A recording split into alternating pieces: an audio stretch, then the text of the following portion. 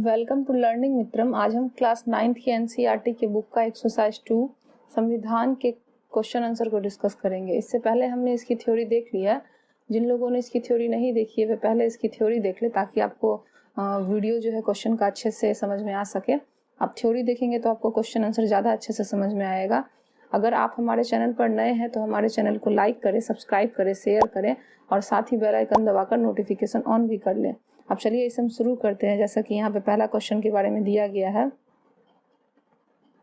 नीचे दिए गए कुछ गलत वाक्य हैं, हर एक में से एक गलती पहचाने और इस अध्याय के आधार पर उसे ठीक करके लिखें। आपसे पूछा जा रहा है कि यहाँ पे कुछ क्वेश्चन दिए जा रहे हैं जो कि आपको पढ़ना है और बताना है कि इसमें कौन से क्वेश्चन जो है वो गलत हैं। जो भी क्वेश्चन गलत है आपको उनको सही करना होगा।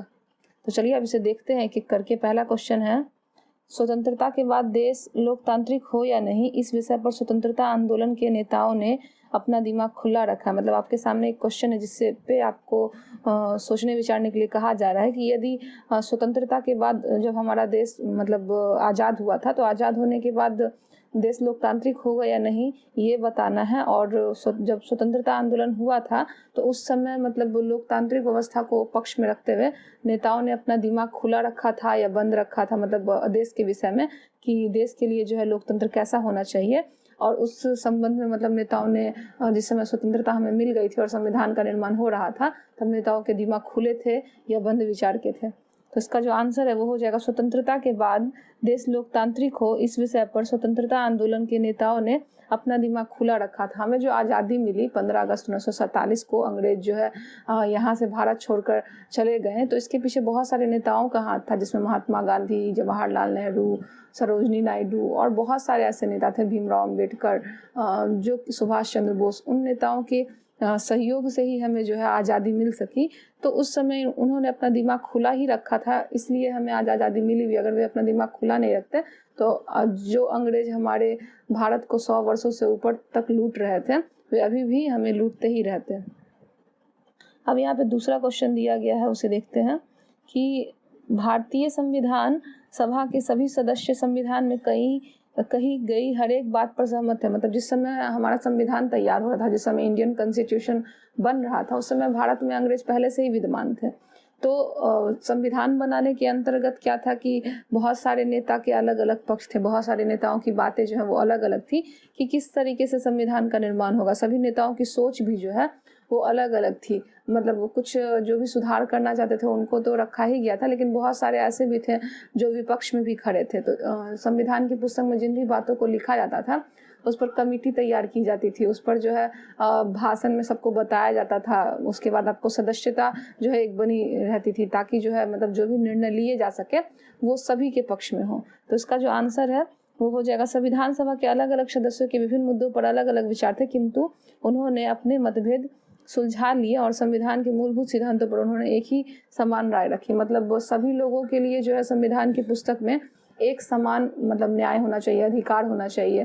तो जैसे मान लीजिए कि महात्मा गांधी या भीमराव अम्बेडकर के विषय आपने जाना था, जो हम चैप्टर पढ़ते, कुछ कुछ बातों में मतभेद था, लेकिन उन लोगों ने अपने मतभेदों को सुधार करके और मतलब सभी लोगों के लिए जो चीज़ें जरूरी थी उनको उन्होंने क्या किया, तो लाने का प्रयास किया।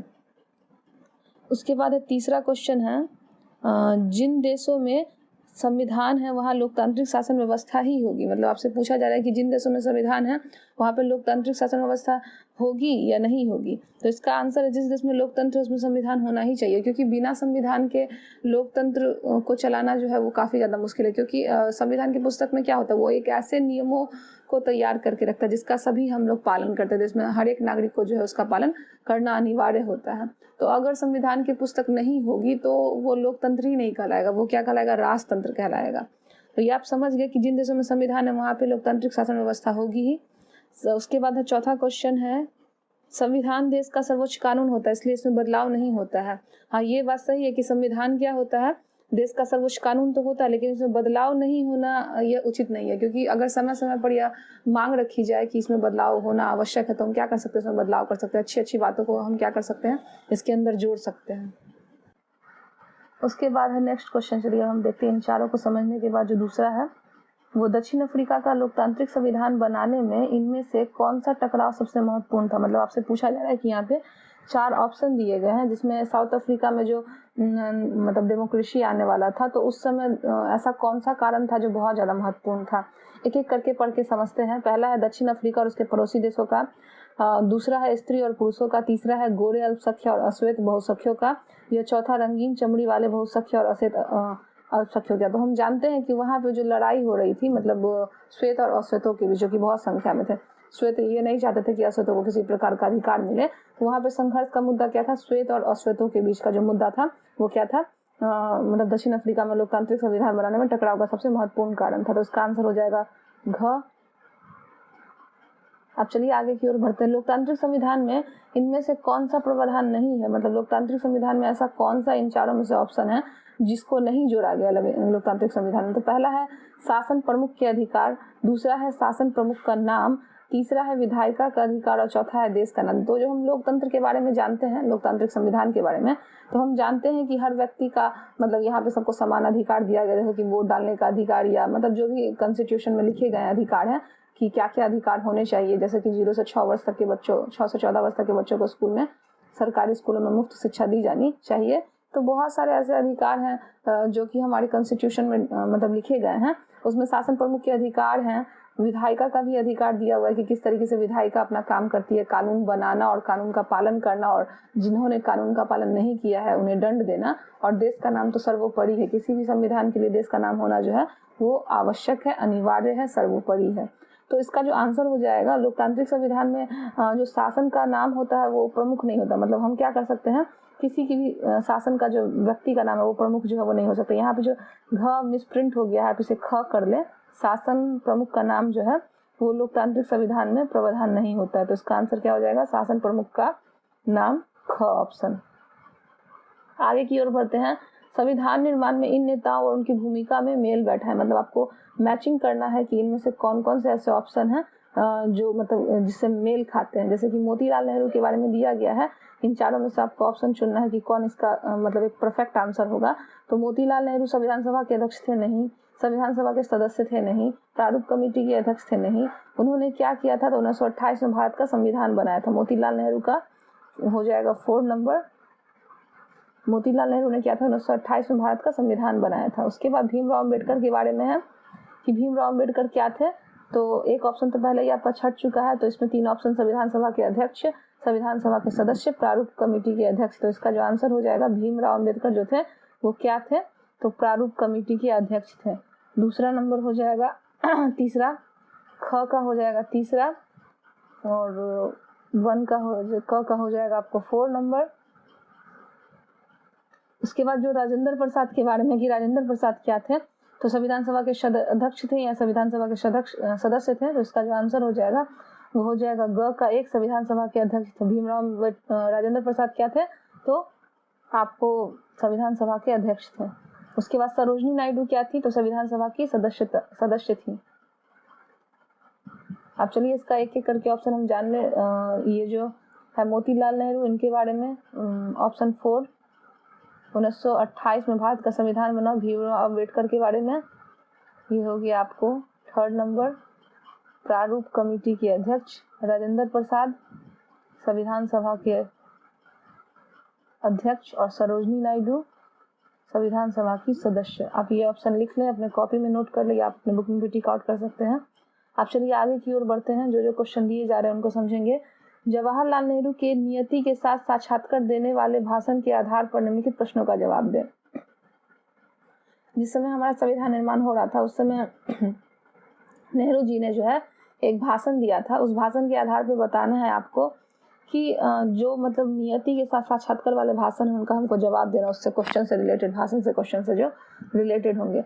नेहरू ने क्यों कहा कि भारत का भविष्य सुस्ताने और आराम करने का नहीं है? तो इसका जो आंसर है वो हो जाएगा, नेहरू ने ये शब्द का प्रयोग किया क्योंकि पूरी तरह या पूरी तरीके से नहीं, क्योंकि उनके अनुसार जो भी काम पूरा करने का बीड़ा उठाया था वह अभी भी पूरा नहीं हुआ था, और शपथ एकदम से पूरी नहीं हो सकती थी, किंतु ये धीरे धीरे पूरी होगी। मतलब नेहरू जी ने अपने भाषण में इसलिए ऐसा कहा था कि भारत का भविष्य सुस्ताने और आराम करने का नहीं है, क्योंकि अंग्रेजों ने हमें 100 वर्षों से ऊपर तक मतलब हमें स्वतंत्र बना कर रखा था, हमें आज़ादी नहीं दी थी। तो अब हमारे पास ऐसा कोई समय नहीं बचा है कि हम क्या करें, बैठे आराम करें या फिर मतलब स्वतंत्रता के लिए जो है वो संघर्ष ना करें। तो अब क्या समय है, अब हम लोगों को उठने का समय है। अब हमें बीड़ा उठाना है कि हमें किस तरीके से जो है आज़ादी चाहिए। जब तक हम एक साथ दम नहीं भरेंगे तब तक जो है हमें आज़ादी नहीं मिल सकती है। उसके बाद दूसरा क्वेश्चन है, नए भारत के सपने किस तरह विश्व से जुड़े हैं, मतलब नए भारत के सपने जो विश्व से कैसे जुड़े हैं। तो नेहरू जी बताते हैं कि जो शपथ वे भारत के संविधान निर्माताओं से लेना चाहते थे वह यह थी कि वे अपना जीवन भारत व भारतीय लोगों और व्यापक स्तर पर मानवता की सेवा को अर्पित करें। मतलब उनके कहने का अर्थ यह था कि जैसे मतलब भारत का सपना है तो वो हर एक देशवासी का सपना होना चाहिए। तभी जो है मतलब उन्होंने जब भाषण दिया था तो उन्होंने यह शपथ में कहा था कि केवल एक व्यक्ति का सपना नहीं है भारत का सपना, मतलब यहाँ के सभी लोगों का सपना है क्या कि संविधान का निर्माण हो, हमें आज़ादी मिले, सभी लोगों को जो अधिकार मिले और मानवता के लिए जो सेवा है उसमें मतलब जितने भी नेता है वो क्या करें, अपनी सेवा को अर्पित करें। उसके बाद तीसरा है, वे संविधान निर्माताओं से क्या शपथ चाहते थे, मतलब उनकी क्या इच्छा थी कि संविधान निर्माताओं जो भी संविधान का निर्माण कर रहे हैं वे क्या शपथ लेंगे। तो मतलब जो भी मानव जीवन के प्रति सेवा का भाव होना चाहिए, वो जितने भी संविधान निर्माता थे वो सब उन बातों को ऐड करे जिन्होंने मतलब अंग्रेजों ने क्या किया था, हमें वो अधिकार नहीं दिया था, गोरे काले में निरंतर भेद किया था, हिंदू मुस्लिम राइट करवाया था। तो ऐसी बहुत सारे कारण हैं जो संविधान में नहीं होने चाहिए और नेहरू जी यही चाहते थे कि जब संविधान निर्माण हो तो मानव सेवा के पक्ष से निर्माण हो। हमारी पीढ़ी के सबसे महान व्यक्ति की कामना हर आंख से आंसू पोंछने की है, वे इस कथन में किसका जिक्र करते हैं। तो हमारी पीढ़ी के सबसे महान व्यक्ति की कामना हर आंख से आंसू पोंछने की, ऐसा महात्मा गांधी ने कहा था। तो मतलब वो महात्मा गांधी के जितने भी कार्य थे उससे प्रेरित होकर जो है जवाहरलाल नेहरू ने यह बताया था कि जो मतलब महान व्यक्ति की कामना हर आंसू पोंछने की है वो कौन है हमारी पीढ़ी के, तो वो महात्मा गांधी का जिक्र जो है वो अपने भाषण में जवाहरलाल नेहरू कर रहे हैं। यहाँ ऑप्शन गलत हो गया है, आप ऑप्शन सही कर लेगा, बाकी हमने आपको इसका सारा आंसर जो है अच्छे से बता दिया है। उसके बाद छठा क्वेश्चन है, हमारे संविधान को दिशा देने वाले कुछ मूल्य और उनके अर्थ हैं, उन्हें आपस में मिलाकर दोबारा लिखिए। मतलब यहाँ पे संविधान, जब हम लोग इंडियन कॉन्स्टिट्यूशन के बारे में पढ़ रहे थे, हमारा संविधान में जो भी प्रस्तावना दी गई है उसके बारे में, तो ये आने वाले शब्दों के आपको अर्थ बताना है कि इनका अर्थ क्या क्या है। जैसा कि यहाँ पे कुछ ऑप्शन दिए गए, आपको छांटना है। संप्रभुता, संप्रभुता का अर्थ क्या होता है, सरकार किसी धर्म के निर्देशों के अनुसार कार्य नहीं करेगी, नहीं, ये गलत है। संप्रभुता का जो अर्थ होता है वो है फैसले लेने का सर्वोच्च अधिकार लोगों के पास है। तो संप्रभुता का आंसर क्या हो जाएगा, संप्रभुता का आपको आंसर हो जाएगा फैसले लेने का सर्वोच्च अधिकार लोगों के पास है, इसका ऑप्शन हो जाएगा 2। उसके बाद गणतंत्र, गणतंत्र के बारे में क्या राय है कि गणतंत्र क्या है, तो गणतंत्र के बारे में हम लोग जानेंगे कि फैसले लेने का सर्वोच्च अधिकार लोगों के पास होता है। मतलब हमारे यहाँ उसके एक एक करके ऑप्शन पढ़ते क्या समझते हैं कि गणतंत्र का अर्थ क्या हो जाएगा। तो सरकार किसी धर्म के निर्देशों के अनुसार कार्य नहीं करेगी, ये ऑप्शन नहीं होगा। फैसले लेने का सर्वोच्च अधिकार लोगों के पास है, ये भी नहीं होगा। गणतंत्र का अर्थ क्या होता है, शासन प्रमुख का एक चुना हुआ व्यक्ति जिसको हम लोग वोटिंग के आधार पर चुनते हैं, वोट डालकर जो चुनते हैं उसे वो क्या है, गणतंत्र है, लोकतंत्र है। लोकतंत्र में ही लोग क्या करते हैं, वोट डालकर मतलब नेता को चुनते हैं और उसके बाद वे शासन करते हैं हमारे मतलब हमारे लिए, और मतलब जो भी जनता की मांग होती है, जैसे कि जनता का जनता के लिए जनता के द्वारा किया गया शासन है। तो यह गणतंत्र और लोकतंत्र की परिभाषा है और उसका जो ऑप्शन हो जाएगा आपको, ये हो जाएगा आपको ख का हो जाएगा थर्ड। शासन का एक प्रमुख चुना हुआ व्यक्ति होता है जिसको हम क्या करते हैं, वोट के आधार पर चुनते हैं। उसके बाद है तीसरा है आपको बंधुत्व के बारे में। बंधुत्व क्या है, तो बंधुत्व का अर्थ भाईचारा से होता है। बंधुत्व का जो अर्थ हो जाएगा वो हो जाएगा आपको बंधुत्व क्या करती है, तो बंधुत्व में भाईचारा और एकता का मतलब एकता के लिए होता है कि हम पृथ्वी पर क्या करें, एक परिवार के समान रहें। तो भारत हो या कोई भी अन्य देश हो तो उसमें क्या हो जाता है कि लोग सभी क्या करने चाहिए, आपस में एक साथ रहने चाहिए। तो लोगों को आपस में परिवार की तरह रहना चाहिए, ये क्या है, बंधुत्व का नारा है। और धर्मनिरपेक्षता क्या है, हमने जाना था भारतीय संविधान के बारे में कि धर्मनिरपेक्षता का अर्थ है जब सभी लोग अपने अपने अनुसार जो है वो धर्म ग्रहण करते हैं और किसी भी तरीके की बाध्यता यहाँ पे नहीं होती है। तो इसका आंसर जो हो जाएगा वो हो जाएगा फर्स्ट, सरकार किसी भी धर्म के निर्देशों के अनुसार जो है वो कार्य नहीं करेगी। अब चलिए आगे की ओर बढ़ते हैं। कुछ दिन 7 नंबर क्वेश्चन, कुछ दिन पहले नेपाल से आपके मित्र ने वहाँ की राजनीतिक स्थिति के बारे में आपको पत्र लिखा था। वहाँ अनेक राजनीतिक पार्टियां राजा के शासन का विरोध कर रही थी। उनमें से कुछ का कहना था कि राजा द्वारा दिए गए मौजूदा संविधान में ही संशोधन करके कुछ प्रतिनिधियों को ज़्यादा अधिकार दिए जा सकते हैं। अन्य पार्टियों द्वारा नया गणतांत्रिक संविधान बनाने के लिए संविधान सभा गठित करने की मांग कर रही है। इस विषय में अपनी राय बताते हुए अपने मित्र को पत्र लिखें। पहले आप क्वेश्चन को 2 बार पढ़ें और समझें तो आपको आसानी समझ में आ जाएगा। उसके बाद आप आसानी से इसको आंसर कर सकते हैं। आपसे पूछा जा रहा है कुछ दिन पहले नेपाल से आपके एक मित्र ने वहाँ की राजनीतिक स्थिति के बारे में आपको पत्र लिखा। मतलब आपका एक मित्र जो नेपाल में रहता है, आपको उसने क्या किया, एक पत्र लिखा, वहाँ की राजनीतिक पार्टियों के बारे में बताया, राजा के शासन का विरोध भी किया। उनमें से उन्होंने लिखा कि राजा द्वारा दिए गए मौजूदा संविधान में ही संशोधन करके चुने हुए प्रतिनिधियों को ज़्यादा अधिकार दिए जा सकते हैं। मतलब जो नेपाल का संविधान है उस पर किसका अधिकार है, राजा का अधिकार है, वहाँ पे लोकतंत्र नहीं है। अन्य पार्टियां गणतांत्रिक संविधान बनाने के लिए नई संविधान सभा के गठन का मांग कर रही है। मतलब वहाँ पे जो जनता, जो अन्य पार्टियां हैं, लेकिन यहाँ पे जो है राजा को ही अधिकार मुख्य रूप से दिया गया है। तो इसका जो आंसर है वो निम्नलिखित बिंदुओं से सहायता लेते हुए आपको बताना है कि देखिए वहाँ पे राजा का शासन है, तो हम जानते हैं कि लोकतंत्र में किसका शासन होता है, जनता का, जनता के द्वारा, जनता के लिए होता है। तो निर्वाचित प्रतिनिधियों और अधिक शक्तियां देने के लिए संविधान में संशोधन की मांग गणतंत्रात्मक संविधान लिखने के लिए एक नई संविधान सभा और राजा के शासन का विरोध दर्शाते हैं कि लोग यहाँ के क्या हैं, लोकतंत्र के पक्ष में, वे राजतंत्र नहीं चाहते। क्योंकि अभी जो है वो कैसा समय है, तो लोकतंत्र का समय है। हर जगह जो है वो लोकतंत्र की ही स्थापना लोग चाह रहे हैं। चाहे फ्रांस की क्रांति की बात करें, भारत की बात करें, नेपाल की बात करें या फिर और भी साउथ अफ्रीका की बात करें, कहीं भी हमें लोकतंत्र ही चाहिए। तो इसीलिए वहाँ के लोगों ने राजतंत्रात्मक शासन को अपने देश से उखाड़ फेंकना चाहते हैं। 8वें क्वेश्चन की तरफ बढ़ेंगे। भारत में लोकतंत्र के स्वरूप के विकास के प्रमुख कारणों के बारे में कुछ अलग अलग विचार है। इस प्रकार आप इनमें से हर कथन को भारत में लोकतांत्रिक व्यवस्था के लिए कितना महत्वपूर्ण मानते हैं। यहाँ पे हम पढ़ते हैं, उसके बाद समझेंगे। तीनों को पढ़ के आपको एक आंसर देना है कि पहला है, अंग्रेज शासन ने भारत को उपहार के रूप में लोकतांत्रिक व्यवस्था दी। हमने ब्रिटिश हुकूमत के समय बनी प्रांतीय असेंबलियों के जरिए लोकतांत्रिक व्यवस्था में काम करने का प्रशिक्षण पाया। मतलब जिस समय हमारे यहाँ अंग्रेज थे, उन्होंने हमें बहुत समय तक लूटा, हमें अच्छी अच्छी बातों को सिखाया, लेकिन उससे ज़्यादा उन्होंने हमारा शोषण किया। तो इसीलिए अंग्रेजी शासन व्यवस्था जो है मेरे ख्याल से तो बहुत अच्छी नहीं है। भले हमें उनसे कुछ कुछ सीखने को मिला। महात्मा गांधी और बहुत सारे ऐसे नेता पहले यह जानते थे और सोचते थे कि अंग्रेज हमारा विकास करने आए, लेकिन जब उन्होंने देखा कि वे भारत को आज़ाद करने के पक्ष में ही नहीं है, तो उन्होंने भी इसका विरोध करना शुरू कर दिया। ख है, हमारे स्वतंत्रता संग्राम में औपनिवेशिक शोषण और भारतीय लोगों को तरह तरह की आज़ादी न दिए जाने का विरोध हुआ।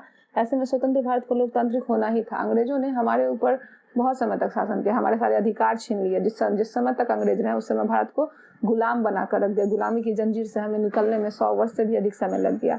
तो आप भी यह बात अच्छे से समझ सकते हैं कि लोकतंत्र होना बहुत जरूरी था, आज़ादी मिलनी बहुत जरूरी थी, जिससे कि सभी मानव को अपने अपने अधिकार दिए जा सके। तीसरा है, हमारे राष्ट्रीय नेताओं की आस्था लोकतंत्र में थी। अनेक नव स्वतंत्र राष्ट्रों में लोकतंत्र का न आना हमारे नेताओं की महत्वपूर्ण भूमिका को रेखांकित करता है। मतलब हमारे राष्ट्रवादी नेता जो थे वे चाहते थे कि लोकतंत्र आए, लोगों को आज़ादी मिले, लोगों को उनका अधिकार मिले। इसीलिए उन्होंने एक साथ प्रयत्न किया, स्वतंत्रता आंदोलन में भाग लिया, अंग्रेजों को यहाँ से मार कर भगाया। तो ये जितने भी चीज़ें दी गई हैं उसको बताना है। मैं ऊपर दिए गए बिंदुओं को समान महत्व दूंगा। पहला बिंदु दर्शाता है कि ब्रिटिश शासन ने हमें लोकतंत्र के लिए आदर्श और प्रेरणा उपलब्ध कराई, क्योंकि हमारा जो कॉन्स्टिट्यूशन है वहाँ से, मतलब एक कॉन्स्टिट्यूशन बनाने के लिए आयरलैंड से, अमेरिका से, इंग्लैंड से, सभी जगह से लिया गया है। तो कुछ अच्छी बातें जो ली गई हैं उन्हें ऐड किया गया है। दूसरे बिंदु से आत्मविश्वास के साथ पूरे राष्ट्र को एकता सूत्र में बांधे रखा कि हमें आज़ादी मिलेगी और हमें अपना अधिकार भी मिलेगा। तीसरा बिंदु दर्शाता है कि हमारे नेताओं ने लोकतंत्र का निर्माण ऐसे तरीके से किया कि यह पूरे देश के लिए एक आदर्श बन गया और सभी लोगों ने इस स्वतंत्रता आंदोलन में भाग लिया और हमें अंततः जो है वो आज़ादी मिल सकी। क्वेश्चन नंबर 10 को देखेंगे, उसके बाद चलिए क्वेश्चन नंबर 9। 1912 में प्रकाशित विवाहित महिलाओं के लिए आचरण पुस्तक से संबंधित अंश को पढ़े। ईश्वर ने औरत जाति को शारीरिक और भावनात्मक दोनों ही तरीके से ज़्यादा नाजुक बनाया, उन्हें आत्मरक्षा के लिए भी योग्य नहीं बनाया। इसलिए ईश्वर ने उन्हें जीवन भर पुरुषों के संरक्षण में रखने का भाग्य दिया है, कभी पिता के, कभी पति और कभी पुत्र के लिए। इसलिए महिलाओं को निराश होने की जगह इस बात में अनुग्रहित होना चाहिए कि वे अपने आप को पुरुषों की सेवा में समर्पित कर सकती हैं। क्या इस अनुच्छेदन में व्यक्त मूल्य संविधान के दर्शन से मेल खाता है? वे संवैधानिक मूल्यों के खिलाफ है? बिल्कुल, क्योंकि स्त्री हो या पुरुष हो, दोनों को समान रहने का अधिकार है। वो स्त्री किसी के भी संरक्षण में नहीं, ना तो पति नहीं बेटा और नहीं जो है वो बाप के संरक्षण में रह सकती, रहती है वो अलग बात है, लेकिन अधिकार उनको पुरुषों के ही तरह मिलने चाहिए। हमारा संविधान इसका विरोध करता है, क्योंकि हमारे संविधान में स्त्री और पुरुषों के लिए मतभेद का अधिकार नहीं है। दोनों को क्या है, समान समान अधिकार दिया गया है। दिया गया पैरा आंशिक मूल्य को प्रतिबंधित करता है, यह लिंग भेद को दर्शाता है। हम सरासर इसका विरोध करते हैं, क्योंकि हमारा संविधान जो है महिला और पुरुषों में किसी भी तरीके का भेदभाव नहीं रखता है। क्वेश्चन नंबर 10, निम्नलिखित कथनों पर विचार करना और अपन से सहमत है उनके कारण भी बताइए। संविधान के नियमों की हैसियत किसी भी अन्य कानूनों के बराबर है। आपसे यहाँ पे कुछ क्वेश्चन पूछे जा रहे हैं और उनको आपको पढ़ना है और एक एक करके जवाब देना है कि ये कौन से क्वेश्चन सत्य है और कौन से क्वेश्चन असत्य है। संविधान के नियमों की हैसियत किसी भी कानून के बराबर नहीं, क्योंकि हम संविधान की पुस्तक बनाते हैं तो उसमें कानून को भी रखते हैं। तो संविधान क्या होता है, सबसे ऊंचा होता है, कानून से भी ज्यादा। यहाँ जो ऑप्शन आपको दे दिया गया है सत्य, ये क्या है, सत्य नहीं होगा, यहाँ पे मिसप्रिंट है, आप इसे रॉन्ग कर लें। तो पहला जो हो जाएगा वो आपको रॉन्ग हो जाएगा। संविधान जो है वो सबसे सर्वोपरि होता है, ऊंचा होता है। ख है, संविधान बताता है कि शासन व्यवस्था में विभिन्न अंगों का गठन किस प्रकार हुआ है। यह जो ऑप्शन है ये सत्य है। संविधान सरकार का निर्माण का ढांचा निर्धारित करता है, यह सरकार के विभिन्न अंग बनाता है, कार्यपालिका, न्यायपालिका, विधायिका। इसके द्वारा ही जो है मतलब संविधान में इन तीनों को जब बनाया गया था, कार्यपालिका, न्यायपालिका और विधायिका, तो यही हमारे कानूनों का निर्माण करती है, किस तरीके से कानून को चलाना है। जो भी इनका पालन नहीं करेगा उसे दंड दिया जाएगा। पहला का ऑप्शन गलत, दूसरा का जो है वो सत्य होगा। तीसरा है, नागरिकों के अधिकार और सरकार की सत्ता की सीमाओं का उल्लेख भी संविधान में स्पष्ट है। बिल्कुल, संविधान की पुस्तक में जो है नागरिक के अधिकार भी दिए गए हैं, सरकार के भी अधिकार दिए गए हैं। नागरिकों को कैसे अधिकार, मतलब कौन कौन से अधिकार दिए गए हैं, सरकार किस तरीके से शासन करनी चाहिए। अगर लोकतंत्र जीतने के बाद सरकार जनता के लिए शासन करती है तो सही है, अगर जनता के विपक्ष में करती है तो वो गलत है। तो नागरिक के अधिकार और सरकार के अधिकार जो है संविधान की पुस्तक में साफ साफ दिए गए हैं।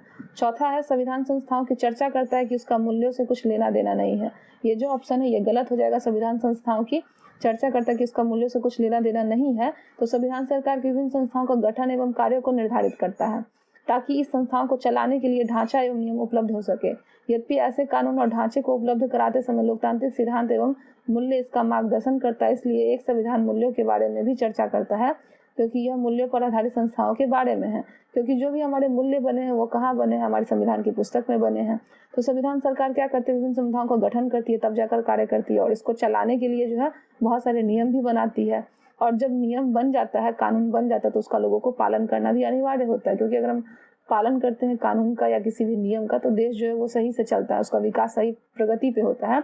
इसलिए एक संविधान मूल्यों के बारे में चर्चा करता है कि वह मूल्यों पर आधारित संस्थाओं के बारे में है। तो इसका जो ऑप्शन हो जाएगा 4 नंबर की संविधान संस्थाओं की चर्चा करता है कि उसका मूल्य से कुछ नहीं लेना देना है, तो गलत है। मूल्यों से इसका लेना देना जरूर है। तो चलिए, अब जो यह वीडियो है ये यहीं पे समाप्त हुआ। अगर आपको हमारा यह वीडियो अच्छा लगा हो तो आप इसे लाइक करें, शेयर करें, सब्सक्राइब करें और साथ ही बेल आइकन दबाकर नोटिफिकेशन ऑन भी कर लें। इसे अपने दोस्तों में अधिक से अधिक शेयर करें। मिलते हैं अपने नेक्स्ट वीडियो में। Thank you.